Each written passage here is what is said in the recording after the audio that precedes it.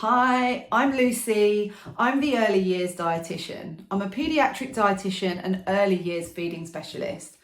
And one of the things I really wanted to talk about today is a healthy relationship with food. Now, it's a phrase that gets talked about with parents and amongst peers quite a lot, I think. I know I spend a lot of my time talking about this. It's my world, it's my job.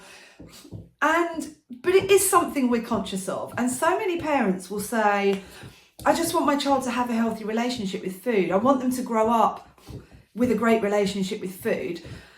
But I don't think many of us have really spent much time considering what that is. So this video is more just about what is a healthy relationship with food? What are the things that you consider? And I would love for you to comment below, once you've watched the video, what your idea of a healthy relationship with food is. I'm going to give you my main points, and it's definitely not exhaustive because we all have different thoughts on this.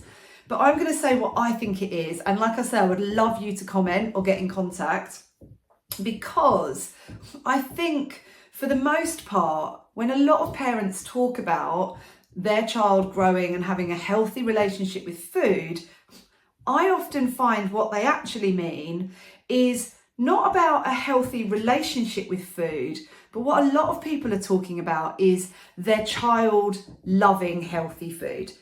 And those are two very different things.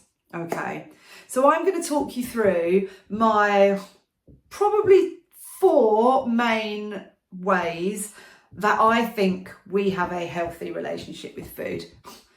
And before I get started, what I also want to acknowledge is we're not aiming for perfection ever. We're not aiming for, doing everything perfectly and not having anything issues in inverted commas around food. So the first one is, I need to get started. We're 2 minutes in, I've not even started talking about it properly. The first one, a healthy relationship with food for me, is eating for hunger. Okay, now that's not to say that we should never eat for other reasons, because we do eat emotionally for stress, we eat when we're celebrating, we eat out of boredom. But in general, if you are somebody that listens to your body and day on day you eat for hunger, you eat because you're hungry, that is a sign of a good relationship with food. Now, it's not to say you don't have a good relationship with food if you do eat emotionally, etc. The distinction for me is that it's not constantly doing that, and also that you can manage emotions and different emotional states without food. Okay, so if you are occasionally, and I definitely do this if I'm stressed, I find myself at the fridge eating cheese usually, but I do have other coping mechanisms as well, and it's not a constant thing. Okay, so that's my first one, eating for hunger. The second one is eating free of guilt, restrictions, rules, belief systems. And this is one that I spend a fair bit of time digging into with parents. So if we think about eating without restrictions and without guilt, so very often, and this is not research, this is my anecdotal, but I will look at it out of my own interest now, tends to be a more female thing. More of the mothers that I speak to will have restrictions on themselves and be saying, oh, I can't really eat that, maybe missing food groups and saying, oh, I don't eat those, and telling ourselves that foods are bad or naughty, or that I shouldn't be eating this is naughty.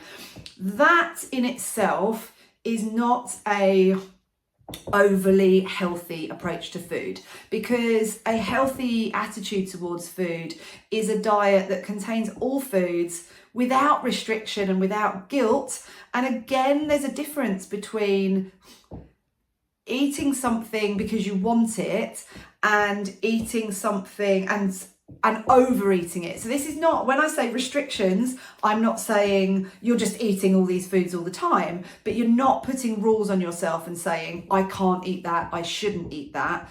So that's the second one. The guilt, the restriction, the beliefs and food rules. So beliefs and food rules might be things like, I can only eat that on certain days. I can only eat that at certain time points in the day. I can't have that food because I've had that food. All these belief systems that we put up for ourselves.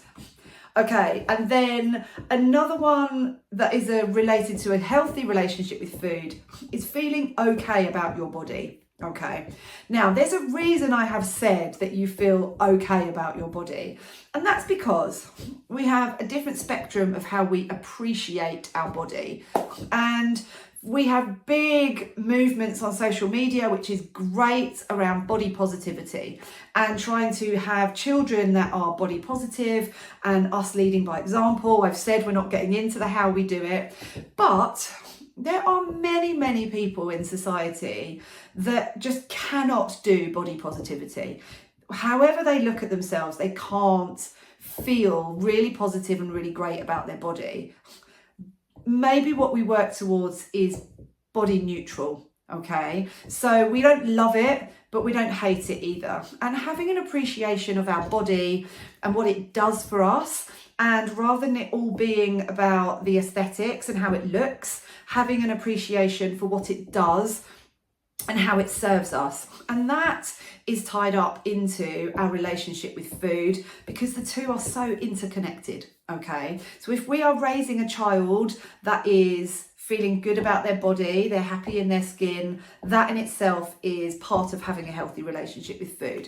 And then my last one is actually similar to the first, and I probably should have tied them together, but eating until we are full.